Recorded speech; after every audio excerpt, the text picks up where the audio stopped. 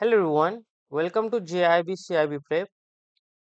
In today's video, we'll discuss about unit number 23, appraisal and assessment of credit facilities.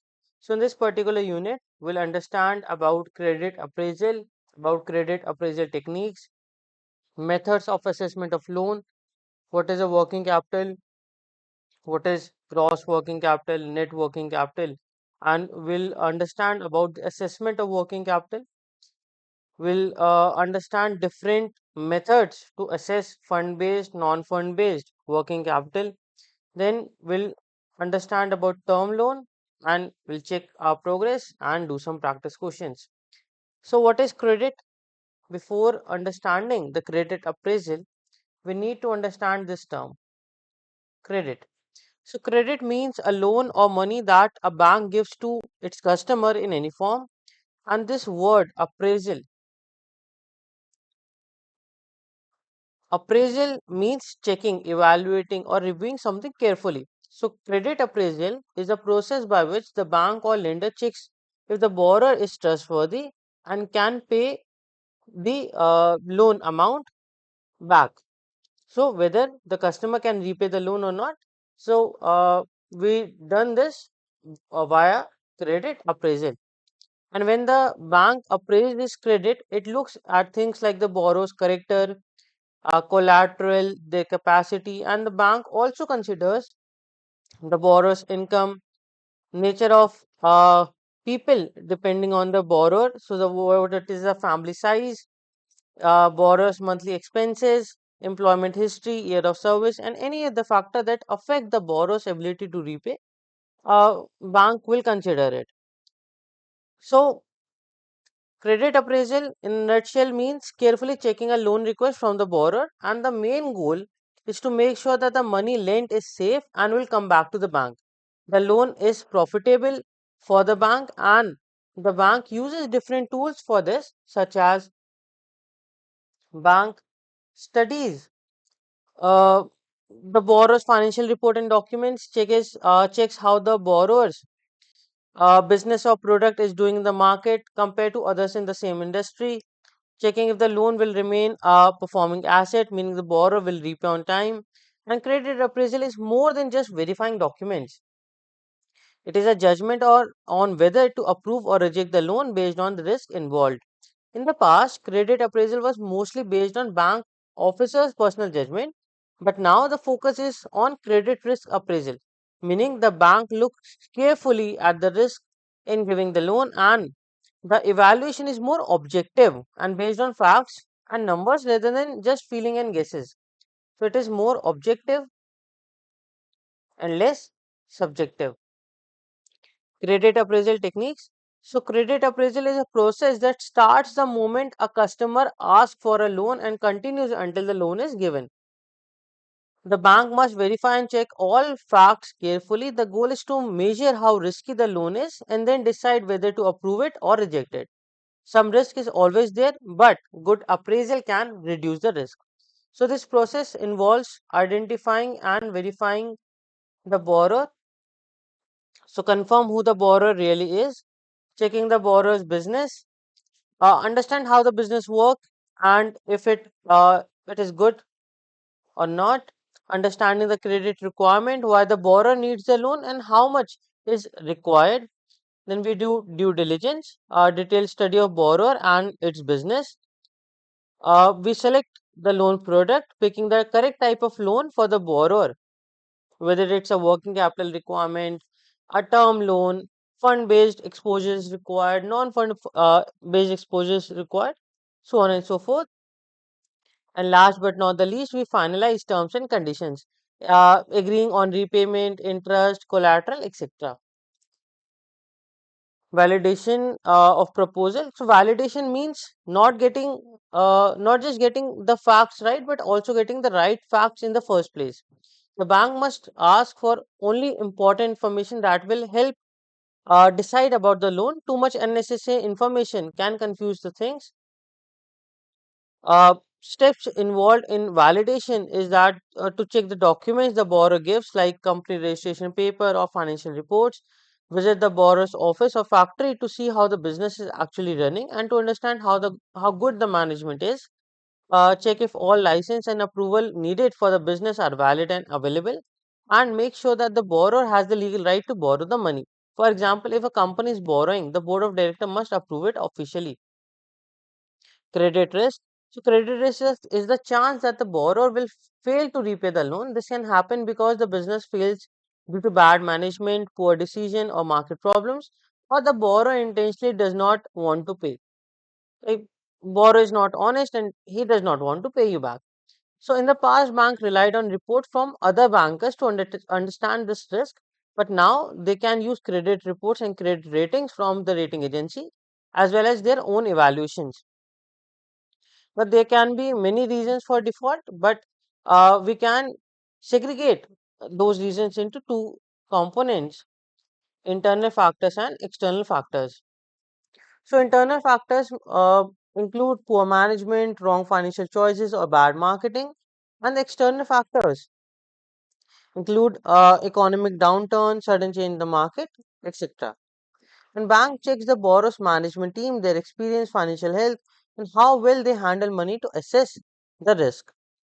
Credit risk rating. Credit risk rating uh, is a tool to measure risk by giving marks or scores to different risk factors.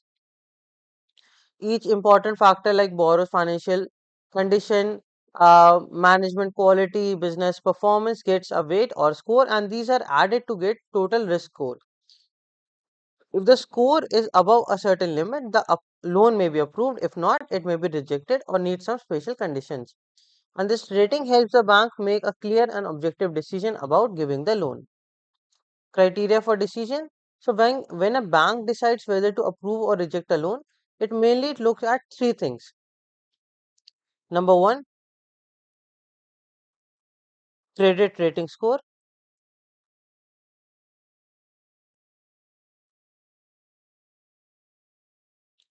So this is the number that shows how reliable the borrower is in repaying loans based on the past behavior. Second is the purpose. This is second. The bank checks if the reason for taking the loan fits their rules and policies. Some types of loans or purpose may be banned or restricted. If the loan purpose is not allowed, the bank rejects the loan. And third is the concentration limits. So banks exposure limits. So bank don't want to put all their money in one place. They set limits on how much they can lend to one person, one business group, or one industry to avoid too much risk. Aspects of appraisal. So before giving a loan, bank evaluate four main things. Is the borrower trustworthy and able to repay? Why does the borrower need the loan? Does the borrower have enough money coming in to repay? And what collateral or security does the borrower offer? And to cover these areas thoroughly, bank checks on seven key factors known as 7 C's. They are credit worthiness. So, second is character. So, credit worthiness. This means checking the borrower's financial history and reputation. For individuals, the bank looks at credit reports from credit bureaus like CIBIL. For businesses, financial statements like balance sheet and profit and loss account are analyzed. Second is character. This looks at the honesty, integrity, and reliability of the borrower. The bank may do the background checks and market inquiries to understand the borrower's reputation. Third, capacity. This means the borrower's ability to repay the loan from their income and business profit. The bank examines the income, expense, and cash flow to see if the borrower can handle the loan repayment. Number four is capital. This refers to the borrower's own money invested in the business or project. A higher personal investment means the borrower has more skin in the game, reducing risk for the banks. Fifth is collateral. Collateral is something valuable the borrower pledges to the bank as security for the loan. If the borrower cannot repay, the bank can sell this collateral to recover money. While collateral does not improve the loan quality, it provides a safety net for the banks. Conditions. So this cover the overall business environment and loan terms. The bank checks if Economic conditions, industry trends, or loan terms may affect the borrower's ability to repay. Last but not the least, the cash flow. So, this is about how much cash the borrower's business or income generates regularly. The bank prefers the loan repayment from normal business operations or regular income rather than selling asset or borrowing more money. So, evaluation of credit worthiness. The bank looks at the borrower's credit history and financial strength. For individuals, again, credit reports are look into. They shows past loan repayment, their behavior, and for companies, we look into their financial statements, public records, and the goal is to confirm the borrower can and will repay the loan. Purpose of the loan: the bank needs to know exactly why the loan is being requested. Business loan can be for long term needs, for buying land, machinery, or short term needs like working capital requirements, for purchasing raw material, for disbursing salaries to pay the wage, so on and so forth. Or it can be individual loans. Individuals ask loans for various reasons: for marriage, for education, for medical emergency, to buy a house, to buy a vehicle, or to buy a consumer goods. The bank wants assurance that the loan is for proper purpose and the borrower is serious about repayment. Security and collateral. Again, collateral does not make the loan better, but it protects the bank if the borrower fails to repay. So, this is nothing but a cushion. If borrower fails to repay, the bank can fall on this collateral. Bank can count on this collateral, and the bank wants this collateral that is valuable, easy to sell, and legally enforceable. Cash flow. So again, this is the most important factor. The bank checks if the borrower's business or income can generate enough cash to pay back the loan regularly. For businesses, cash can come from sales revenue or other income, selling assets, borrowing more money, or adding fresh capital. And for individuals, stable income sources like salary, rent, or profession fees are checked. Methods of assessment of loan. So bank provide different loans and methods to check, approve, and monitor a loan. Depends on the type and purpose of the loan. And we divide these loans into two categories: commercial loans and retail loans. We'll discuss retail loans in the units to come. In this particular unit, we'll be more focused towards commercial loans. Commercial loans are big loans like project loans, which have long repayment period. Because the amount is large and the repayment period is long, banks need experts to check whether the project is viable, how much money is needed, and whether the borrower can repay. And retail loans are small loans given to customers for personal loans, vehicle loans, for purchasing consumer durables, etc. In retail loan, everything is standardized and the customer's detail are entered into computer systems, which generates a scorecard to help the sanctioning officer to decide. Monitoring of repayments is also automated in retail loans, and the system can track EMI payments and send the alerts. Now, different assessment methods based on loan purpose includes loan to businesses and loans to individuals. For businesses, again, working capital requirement and capital expenditure are there. Capital expenditure loans for buying long term assets like machinery, building, technology, and for individuals, housing loan, vehicle loan, consumer durable loan, etc. Uh, Now, what is working capital? Every business needs fund for two purpose. Number one is for fixed capital for long term investments, and number two for short term needs like buying raw material for smooth operations of the business. So, working capital is money that keeps circulating, spent at the start of production cycle and recovered when goods are sold.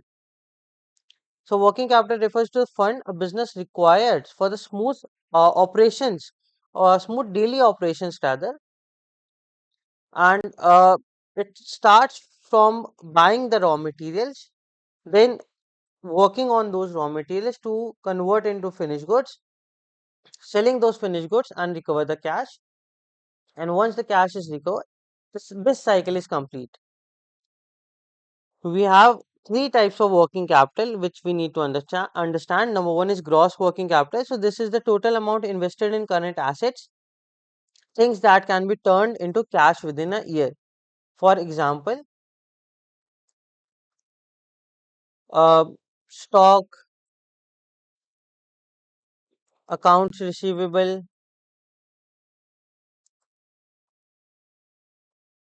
etc. And the purpose is to show total short-term resources available, to show how much money is tied up in asset that can be converted to cash within a year. So the purpose is to show total short-term resource available and help the business to plan and ensure enough money is available when required. Net working capital.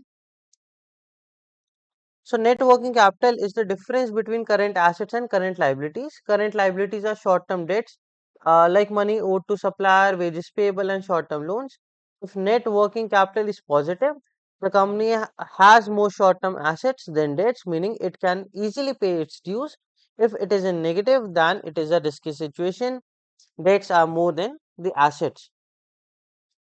And net working capital should be at least 1:1.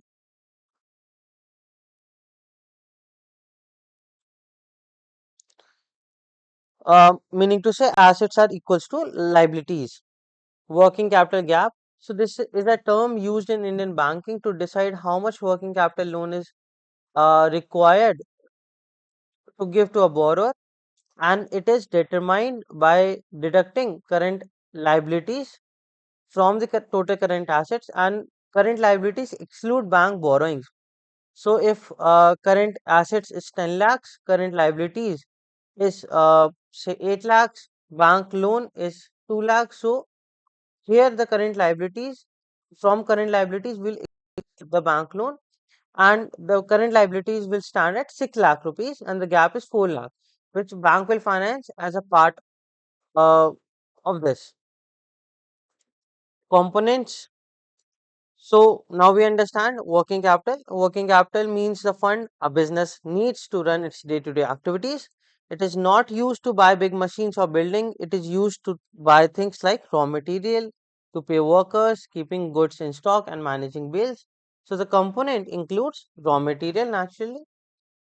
Second, stock in progress, goods that are partially completed, goods that are partly made but not yet ready for sale. For example, half stitched shirts lying in a tailoring unit. So it is an example of stock in progress, work in progress.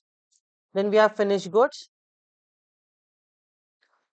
products that are complete and ready to be sold, but still they lie in the warehouse or on the way to customers. Other consumables, items like packaging material, lubricants for machine, cleaning supplies, etc. And receivables or sundry debtors. So this is the money owed by customer who have bought goods on credit. For example, a shopkeeper buy goods from a wholesaler, promises to pay after 30 days. So this is an example of receivables.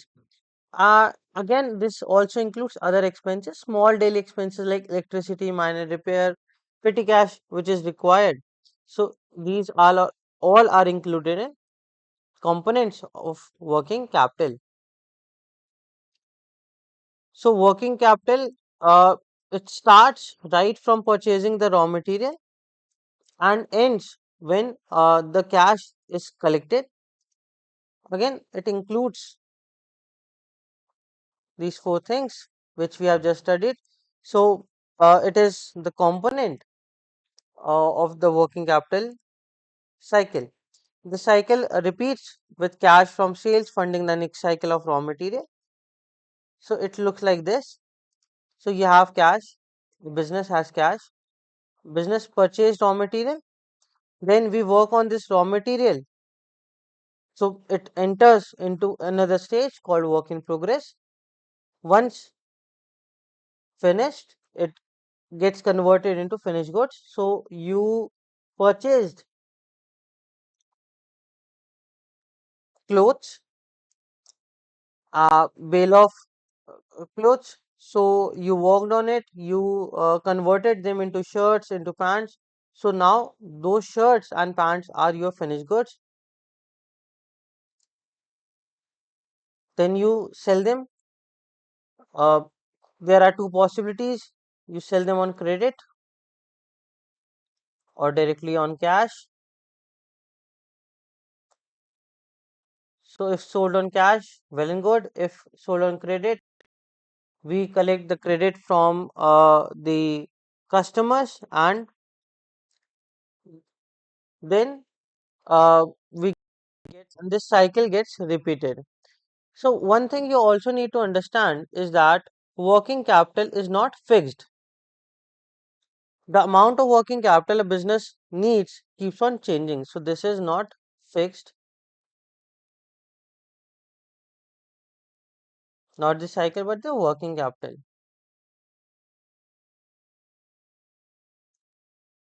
The amount of working capital depends on the size of business, the nature of business, if there are any seasonable variations, production policy, what is the amount of profit retained.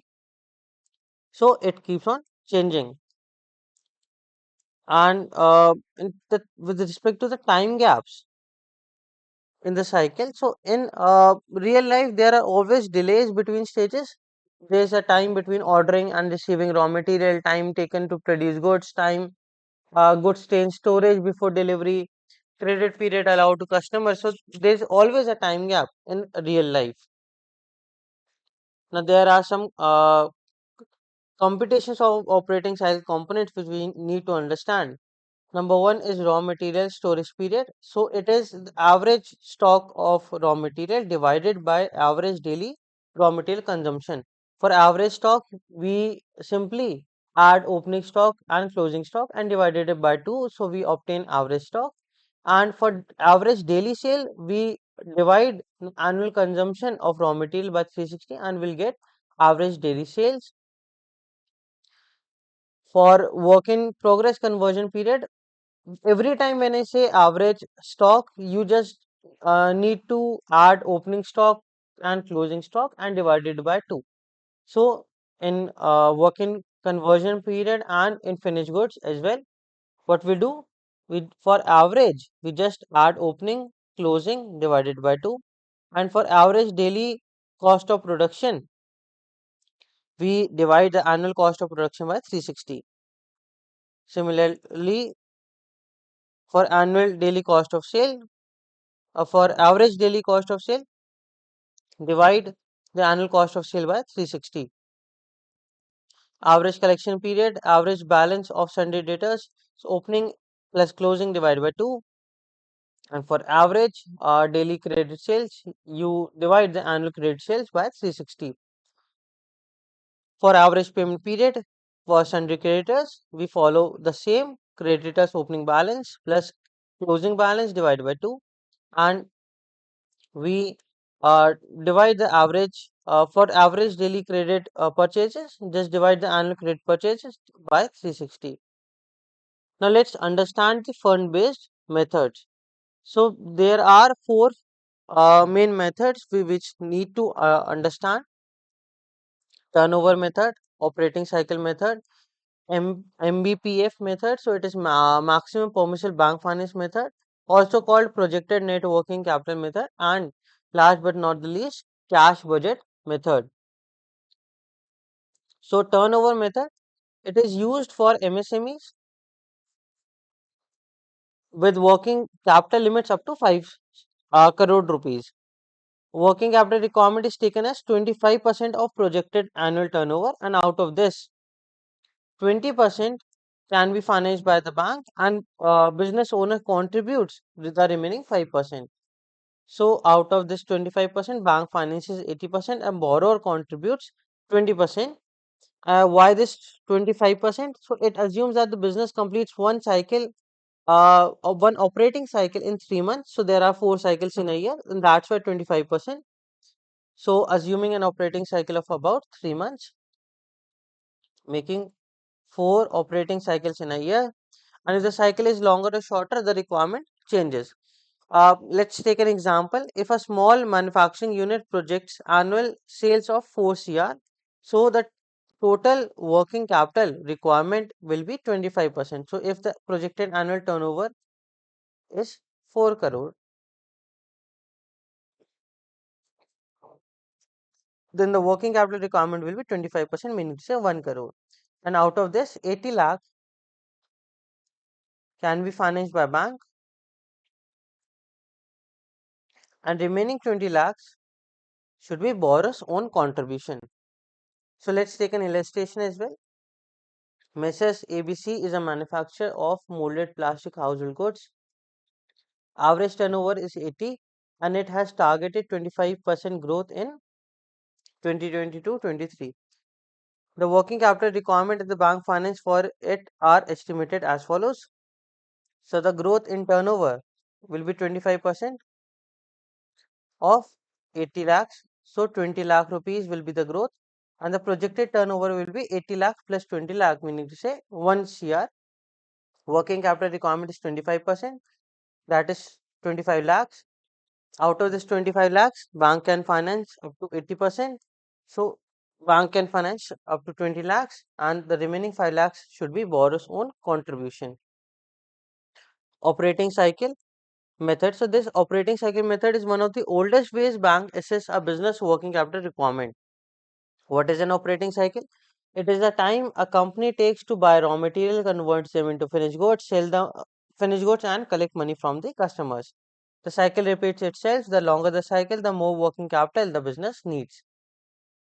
And how does the bank calculate uh, under operating cycle methods? So, firstly, bank estimates the holding period of each major current asset, be it raw material, be it stock in progress, finished goods, or receivables. It estimates the holding period of major current liabilities as well. So, credit from suppliers, advance from customers are estimated. And if raw material are purchased on credit, no bank finance is needed for that portion until the payment is due. And if advance payment is received from customer, then also no bank finance is needed for that portion of finished goods. And in case of small and medium enterprises, special considerations are taken. Many small and medium enterprises face delay in collecting dues, especially from large corporate customers. And to help them, is no automatic set off happens. So bank do not simply subtract creditors from stock value while calculating working capital, and borrowers must give age-wise list of sundry creditors, sundry debtors, and stock statements. Only customers who owe money for up to 180 days are considered for working capital finance. There is a netting of process. So if eligible creditors are greater than eligible debtors, so excess creditors are deducted from stock value, and if eligible debtors are greater than eligible creditors, then extra debtors are considered for finance. Let's take an example. So, Messrs ABC is in ready-made garment manufacturing activity. The average holding period for stock and duration of creditors and debtors are given below. Its annual turnover is 70 lakhs and annual operating expenses are 60 lakhs. So, procurement of raw material takes 30 days, conversion time is 15, average time for holding is 15, and average collection period is 30 days. So, total operating cycle will be 90 days. We add these four components and we'll obtain operating cycle. So, operating cycle is 90 days. So, how many operating cycles in a year? 360 divided by 90. So, we'll get 4 operating cycles in a year. Now, what is the total expense per annum? It is 60 lakhs. So, what is the working capital requirement per cycle? So, it is 15 lakhs. So, in every cycle, we will require 15 lakh of rupees. So, working capital is 15 lakhs. Maximum permissible bank finance. So, in 1974, RBI set up Tandon Committee, which is headed by Sri P.L. Tandon, the then chairman of Punjab National Bank, to improve the ways bank give loans for working capital. The main aim is to shift loan assessment from just security based lending to need based lending based on the borrower's operation performance and projections. And the committee recommended to avoid excess stock, so the company should not hold more inventory than needed and work with lean inventory and faster receivable collection. The second recommendation is the norms for inventory and receivables. So the committee fixed maximum limits for raw materials, stock in progress, finished goods, receivables. With respect to raw materials, it is fixed with respect to average monthly consumption. For stock in progress, it is fixed with respect to monthly cost of production. For fixed finished goods, monthly cost of sales, and for receivables, monthly gross sales. Norms were set initially for 15 industries, and RBI does not prescribe detailed item-wise norms. Now, bank decide what to include in current assets and what to include in current liabilities. Now, this concept of maximum permissible bank finance means that the highest amount a bank will lend for working capital after considering the borrower's own contribution and other current assets. So there are three methods of lending under Tandon committee. First method of lending, second method of lending, and third method of lending. So in first method of lending, borrower must bring 25% of the working capital from long-term funds.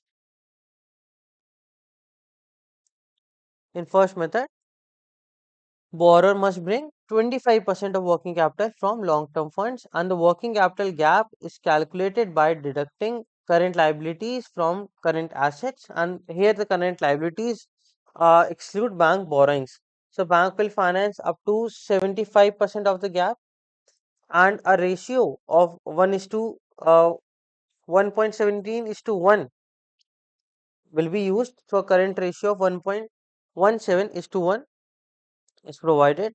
And now this method is suitable, is used for new units,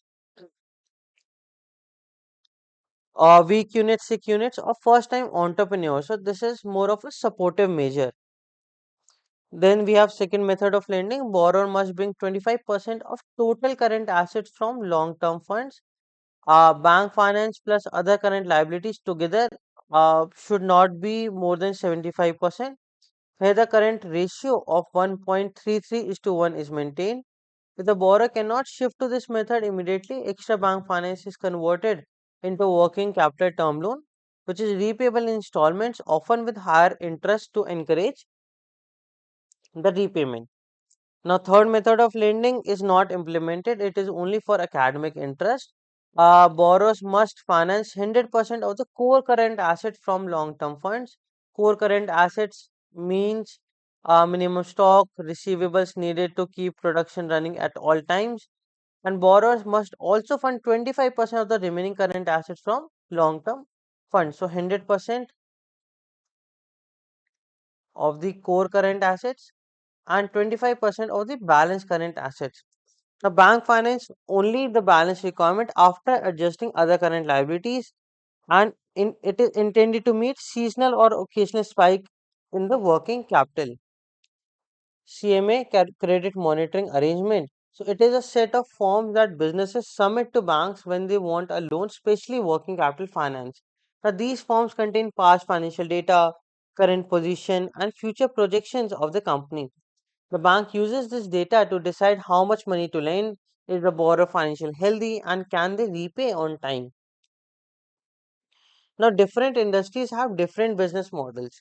NBFCs deal with loans and investments, and manufacturing units deal with raw material production and sales. So, the bank makes small changes in CMA format to suit each of the factors. We have seven forms in total.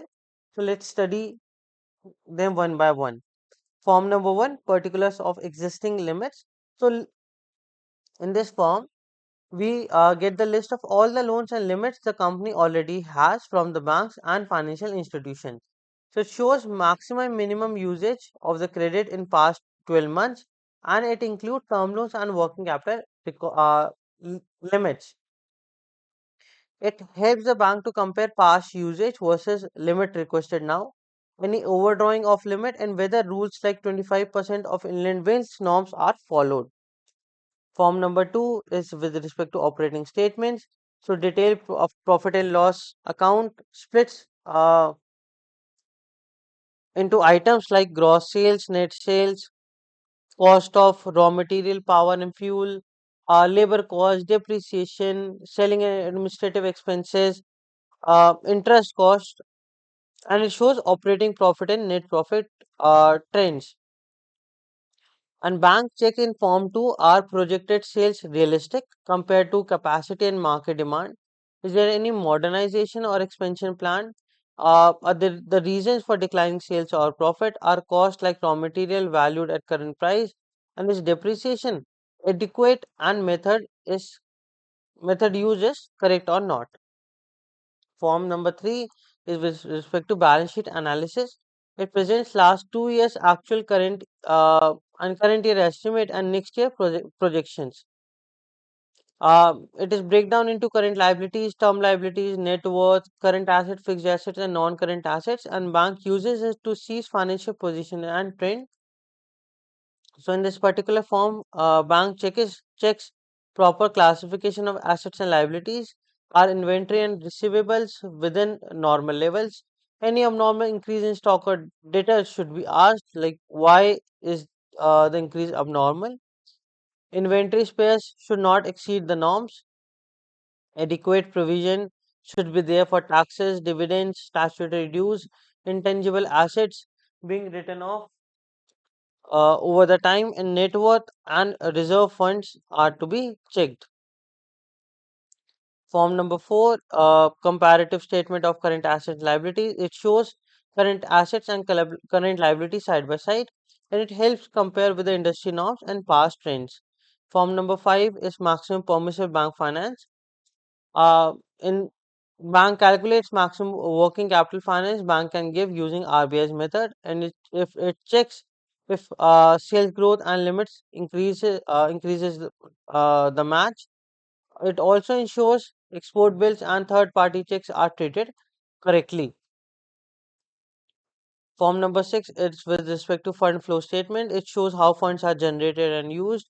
It differentiates between short term and long term sources and uses, and reveals if short term funds are being misused for long term assets. Bank checks in form number 6 that the long term funds cover long term uses, and short term borrowings increases only in line with current assets. Disproportionate increase in inventory versus sale, if there is any, it is checked under form number 6. Form number 7 projects cost and source of finance. It is taken only when term loan is requested, and it shows total cost of project and how it will be funded, like from equity, debt, internal accruals. So how will you fund these project cost? Cash budget method. So when a company needs a large amount of working capital finance, so more than 10 CR, so in that particular case, cash budget methods comes into force. So many banks access the requirement using cash budget method instead of just looking at the assets or securities. So cash budget is a plan showing cash inflows and cash outflows. So cash inflows are the receipts and the payments. Cash outflows are the payments. So all the money expected to come in during a period are cash inflows, and all the money expected to go out during a period is cash outflows. And it differs from cash flow statements because cash budget predicts the future, the projection, and the cash flow statements shows the historical data. It shows the past. Cash budget only consider cash transaction, whereas in cash flow statements it includes cash plus non-cash items. And cash budget is used for planning ahead, and cash flow statements are used for reviewing past performances. So, what is the purpose of this cash budget? Now, the purpose It's simple. Bank uses it to find out exactly how much working capital is needed, to identify when shortages occur, and to avoid overlending or underlending, and ensure loans are given based on actual cash requirement, not just on securities available. So we have discussed about this receipts and payment, cash inflows and outflows. Now, what information is required for bank to use this method? The company must have a good uh, internal management information system. It should have a finance professional to prepare accurate statement. It should operate in computerized environment so data can be shared quickly, and information should be submitted periodically on time. So the cash budget is divided into four components. These four categories: business operations, so sales collection, payment to suppliers, wages, operating expenses. Non-business operations, so any cash inflow or outflow unrelated to the core business is non-business operation. Capital accounts, so buying machinery, selling goods, so this all is included in the capital account. And sundry items, so miscellaneous receipts and payments which are not covered in any of the three categories is the sundry items. And for working capital assessment, banks mainly look into business operations because these relate directly to day-to-day running of the company expenses. Period covered can be it can be prepared for 12 months, 6 months, or 3 months, and usually it is prepared for shorter intervals like weekly, fortnightly. Now let's understand how it is prepared. So firstly, list all expected cash receipts and cash payments for each month of the quarter. Second, calculate the monthly surplus or deficit. So if receipts are greater than payments, there is a surplus, and if payments are greater than receipts, then there is a cash deficit. Then adjust with the opening cash balance to find out the closing cash balance for each month. So closing balance of month 1 becomes the opening balance of month 2, and repeat for each month in the quarter, and you will get the quarterly cash budget. Now, what are the uses in working capital finance? So, particularly, it is particularly helpful in industries or activities where cash flow fluctuates seasonally. And how does bank decides the loan amount? So, the bank identifies the peak cash deficit, the highest shortage in the entire period. And this is considered the maximum working capital requirement. The bank finances this amount subject to available chargeable assets, of course, and borrowers must bring in at least 25% of this peak deficit from their own funds. Now, let's understand where this method is particularly useful. So, it is particularly useful in industries where cash flow fluctuates. So, opening letter of credit, bill financing, construction projects, sugar manufacturing, software development, rice milling, cardamom processing, etc. What are the advantages? So, better cash planning for borrower is one of the advantages because the borrowers, the customers, know their needs in advance and can arrange fund from other sources if the bank cannot provide more. Close monitoring by banks, so bank stays in close touch and can spot trouble early, helping the business take corrective actions. Better bank resource planning, so bank can allocate funds effectively to meet up any upcoming expenses. Assessment of non-fund based facilities. So non-fund based facilities are generally of two types: bank guarantee and letter of credit. We have also discussed it in unit number 22. And for bank guarantee, we'll discuss it in detail in unit 31. Letter of credit, we'll discuss it in detail unit 32. So let's get a brief uh, description of what is bank guarantee and what is letter of credit again. A bank guarantee is a formal written promise by the bank to a third party that if the bank's customer does not fulfill a contract or fails to pay the money, the bank will step in and make the payment, and in essence the bank is putting its reputation credit on the line to support the customer.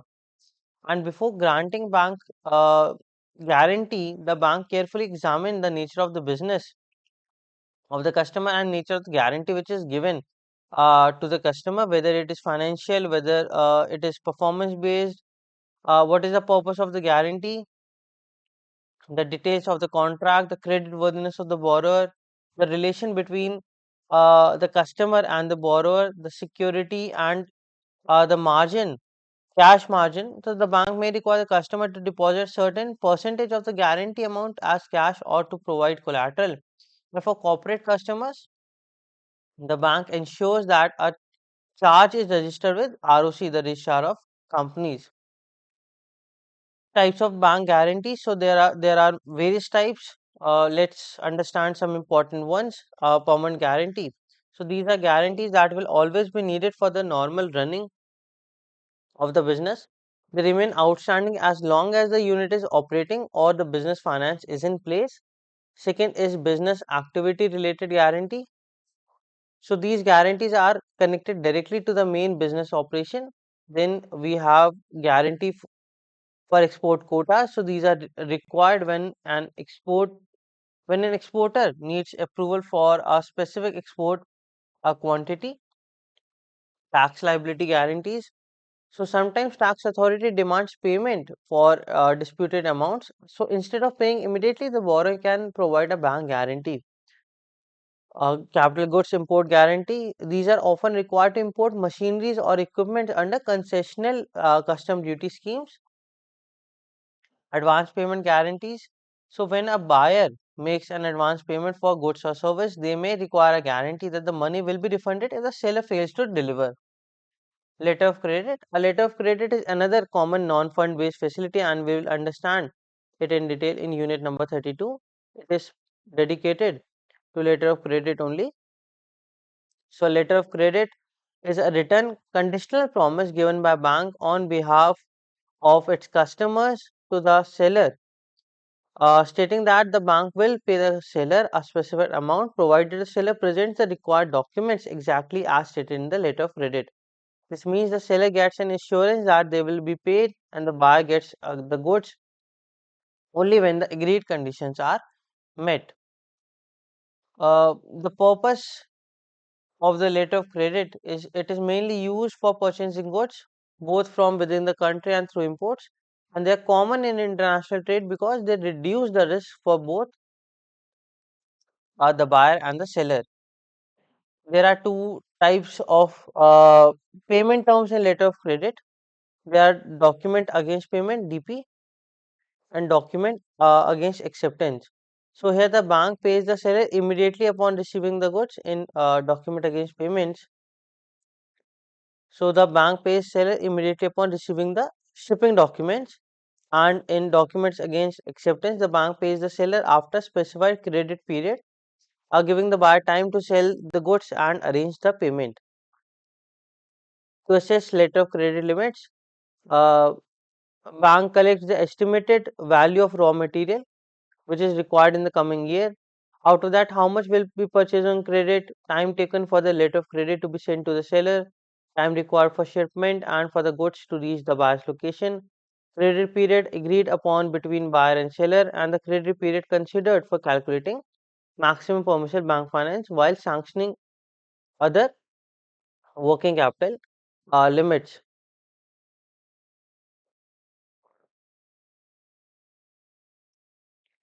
Okay, and there's a cycle of an letter of credit transaction. The bank issues the letter of credit to the seller. The seller receives the letter of credit, ships the goods. The goods arrive at buyer's location. The seller presents the required document to the bank, and the bank checks the document and makes the payment as per letter of credit terms. The goods purchased under letter of credit are hypothecated to the bank. These goods are not included again in stock value when calculating the drawing power for other fund-based limits, so to avoid double financing. And capital goods purchased under letter of credit are also covered under the hypothecation. Assessment of term loan. So a term loan is money borrowed from bank for buying long-term assets like land and building, factory, sheds, warehouse, plant and machinery, office equipments, and these are different from working capital loans because working capital loans are repaid for from the day-to-day sales collection, whereas term loans are repaid from future earnings. Repayment period normally ranges from 3 to 10 years, and in fixed installment it is paid. Now, the risk is higher in term loans. If the business does not perform well in the future, the borrower may fail to repay. So, the bank study the project carefully before lending. And the first step is estimating cost of project. So, before giving a term loan, banks find out the total cost of project. Now, typical items which are included in cost of project includes land acquisition, site development, plant and machinery. So land acquisition is the price of land, stamp duty, registration fees, legal charges. For site development, it is leveling, filling, approach roads, drainage, tube wells, gates. Plant and machinery includes purchase cost, import duty, shipping, freight charges, insurance charges. So it is all included in plant and machinery. Miscellaneous assets include furniture, fittings, lab equipments. Then we have electrical fittings, so the wiring, panels, lighting, prelim- uh, preliminary expenses and pre-operative expenses. So preliminary expenses are feasibility study, legal fees. So bank usually don't fund this, and this must be paid by promoter. Uh, Pre-operative expenses like cost between company formation and starting operation, like staff training, advertising, and travel. Contingency. So keep that in mind. These preliminary expenses not paid by bank.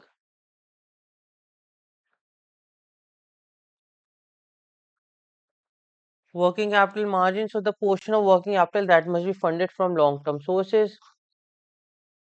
So these are cost of project and how uh, you will finance this. So what is the means of finance? First, you estimate the cost of project. Then you look for the method to finance them. So the source of finance includes share capital, reserve surplus. So share capital is the money invested by the owners or the shareholders. Reserve and surplus are the past profits which are kept aside for existing businesses. Capital subsidy is the government financial support for certain projects or locations. Term loan, again from banks or financial institutions. Debentures are debt instruments. Um, then there's deferred credit, unsecured loans, or incentives are there. The third step, so we have already understood about this land inside building, plant and machinery cost, technical know-how. The third step is to detail examination of each cost of items. So the uh, bank officer checks whether the costs are reasonable and supported by the quotations and whether costs are reasonable or not. So the bank estimates the cost of each project, whether technical feasibility is sound or not, whether approvals are taken, building plan approval, uh, machinery import clearance, so everything is in place or not. And this fourth step is viability of business. Even if the borrower has enough funds, the business must be profitable enough to repay. Bank prepares projected financial statement for the whole loan period. They look at installed capacity, production schedule, capacity utilization plan, sales price of the product, cost of raw material, power, fuel, labor cost, maintenance overhead, so on and so forth. And the fifth step is debt service capacity. So bank uses debt service coverage ratio to measure the repayment ability. It is obtained by adding net profit, depreciation, other non-cash expenses, and interest on term loan, and we divide it with interest on term loan plus installment of term loan. So the average debt service coverage ratio should be equals to or greater than 1.5. which states that there is a good repayment capacity. It is more than two, it basically means that there is a very strong capacity, and if DSCR is low in early years, bank may keep smaller installments at first and increase them later. Now let's check your progress. In banks parlance, credit risk in lending refers to default of repayment by borrowers. So yes, A is the correct answer for this question. Net working capital means current assets minus current liabilities. Again, A is the correct answer for this question. What are the sources of working capital? Trade credit, unsecured loans, deposit, yes. Bank borrowings plus advance payment, yes. Net working capital, yes. So D, all of the above is the correct answer for this question. Term loan means loans payable over a period of 1 to 10 years, correct. Repaid installments over a period, correct. Utilized for acquisition of fixed assets, correct. So D, all of the above is the correct answer for this question as well. Advantage of cash budget could be borrower has the plan the cash requirements. So yes, this is correct. Banker can spot a danger signal quickly, correct. Banker can plan his resource to meet credit demand, correct. So D is the correct answer for this question. Consider the following statements regarding credit appraisal and credit risk assessment. Credit appraisal primarily focus on verification of submit documents. It also includes evaluating the proposal's validity and risk, and hence this statement is not correct because it involves more than verification of submitted documents. The shift in modern credit appraisal focuses more on measuring inherent credit risk rather than subjective judgment. So this statement is correct. Field verification help assess the management quality and operational level of applicant, correct. Credit risk can arise due to both internal and external factors, correct. Borrower's credit proposal will always be accepted if documents are in order. So no, it will always not be accepted. A proposal can still be rejected if it breach bank policy, for example, exposure limit. So even if documents are in order, if the exposure limit is breached, then the credit proposal will not be accepted. Credit risk rating models involve assigning scores to various risk components to assess overall credit worthiness, correct. A credit proposal may be rejected if it violates bank credit policy even with a good credit rating. So this statement is also correct. So statement 2 is correct, 3 is correct, 4 is correct, 6 is correct, and 7 is correct. 2, 3, 4, 6 and 7. So option B is the correct answer for this question. Let's move on to next question. Which of the following statements correctly matches the respective elements of the 7 C's? Character refers to borrower's willingness to repay uh, based on reputation conduct. Capacity evaluate the borrower's income or cash generating ability, correct. Capital refers to financial stake or net worth the borrower has in a business, again correct. Collateral represents the security offers, correct. Conditions involve assessing the economic environment, correct. Creditworthiness is assessed through credit reports, financial and due diligence. This is also correct. Cash flows refers to the borrower's ability to generate operational income regularly. So all of these statements are correct, making option A as the correct answer for this question. Identify the correct statement regarding working capital from the following. Gross working capital refers to capital invested in total current assets. So this statement is correct. Net working capital is the difference between current assets and fixed assets. No, it is difference between current assets and current liabilities. Hence, this is not correct. Working capital is also known as operating capital or short-term capital. So yes, this is correct. Net working capital ratio of less than 1:1 indicates sufficient liquidity. No, more than 1:1 indicates sufficient liquidity, not less. Hence, incorrect.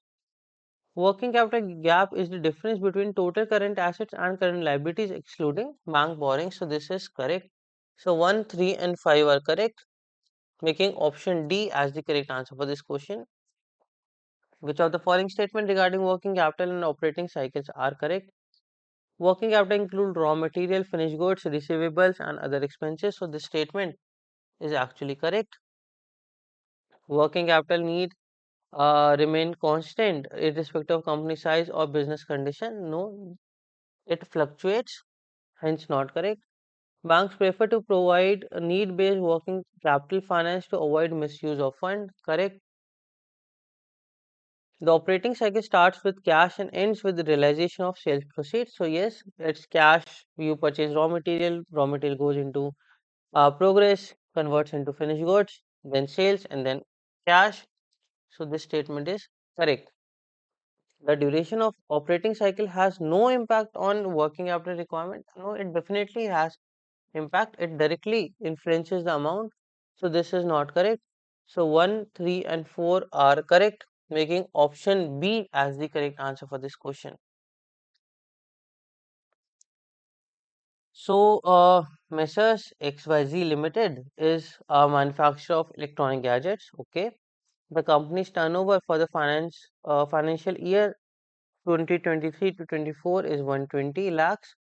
Growth expected is 20%. Using turnover method, calculate the working capital requirement. So here the projected turnover for 2024-25 is 120 lakhs plus 20% of 120 lakhs. So it is 20% is what? 24 lakhs. So projected turnover is 144 lakhs,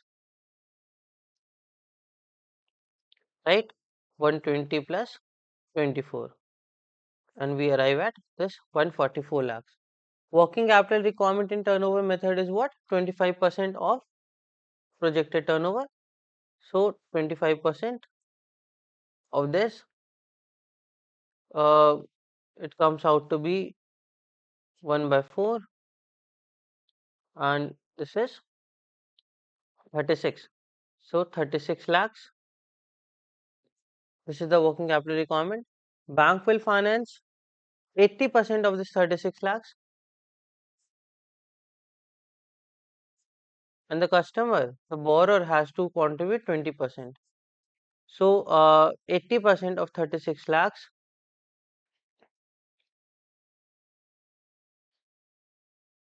is 4 by 5. So this will come out to be 28 point something. So let's say only option D has 28.8 lakhs, and the remaining, if you deduct the borrower's contribution, will come out to be 36 minus 28.8 is what? 7.2. So we even if we have not calculated this 80%, we can get our answer simply by looking working capital requirement. So it is 36 lakh and bank finance is 28.8 lakh. So making option D as the correct answer for this question. Which of the following statements are true regarding traditional method of assessing working capital using the operating cycle method? The operating cycle method requires estimating the holding period of major current assets and liabilities. Yes, this is correct. Bank finance is required for both raw material purchase on credit and those that are fully paid for. No, this is not correct. Bank finance is only required for raw material, not for those which are purchased on credit. So, if advance payment are received against orders, only the proportion of finished goods net of the advance payment will require bank credit. Yes, this is correct. Creditors are always set off against net against stock when assessing working capital. So this statement is not correct.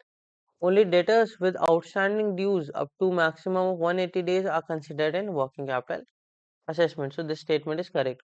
So 1, 3 and 5 are correct. 1, 3 and 5, it is in option C, making option C as the correct answer. Which of the following statements are correct with reference to Tandon Committee recommendation on MPBF? The Tender Committee recommended that lending should be based on the borrower's projected performance rather than on the availability of security. So this statement is correct.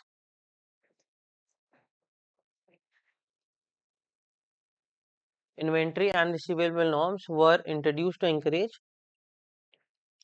better working capital management in corporates. So this statement is also correct. Method 1 of PBF requires the borrower to finance at least 25% of total current asset from long-term sources. Yes, this is correct. Method 2 allows bank to finance up to 75% of total current assets with the remaining financed by the borrower. So this is actually incorrect.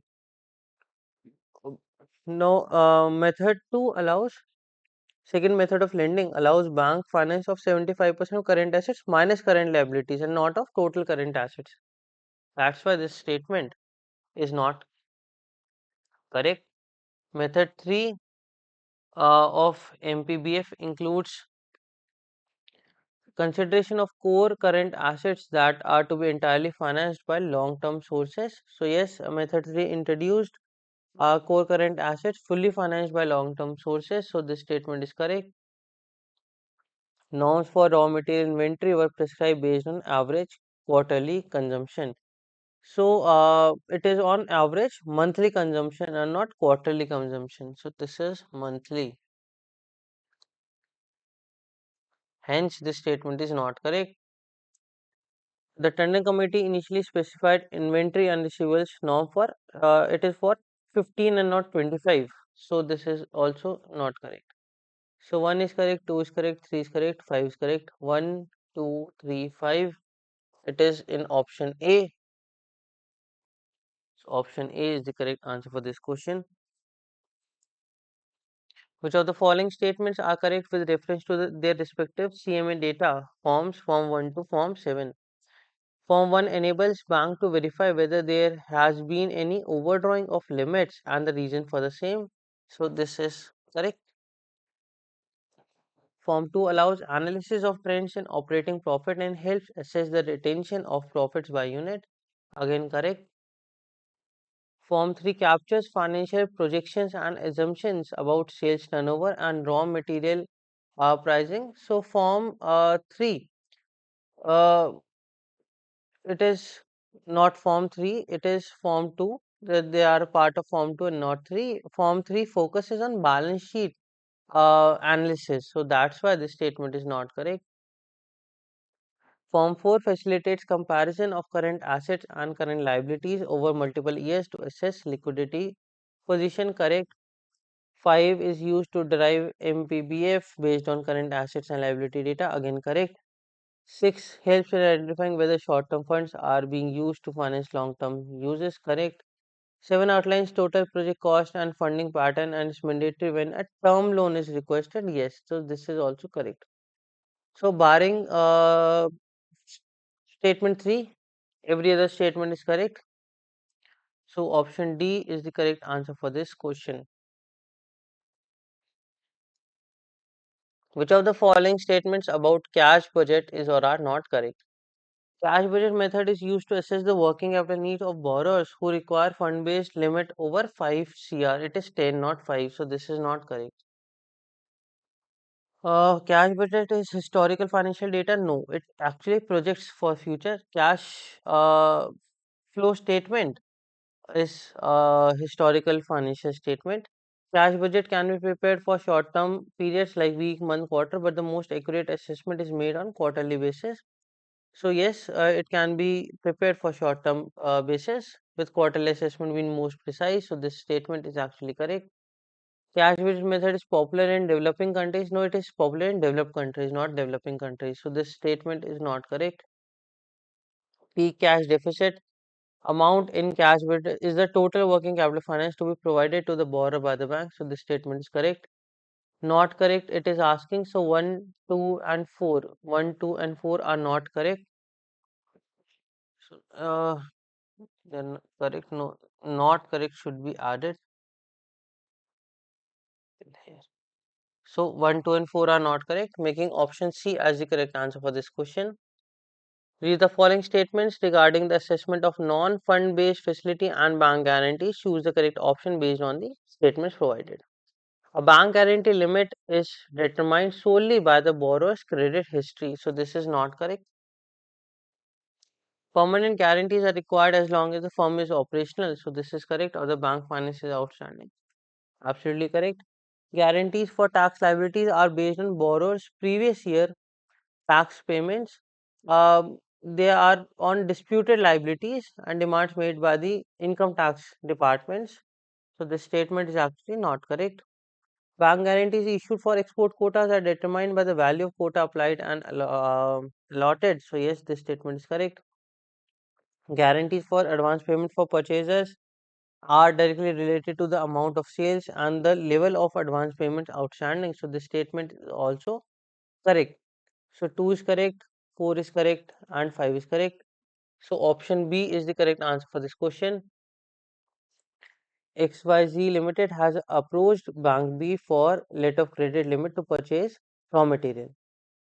Bank needs to access the letter of credit limit based on following information. Projected value of raw material purchase on credit is 3,200 lakhs.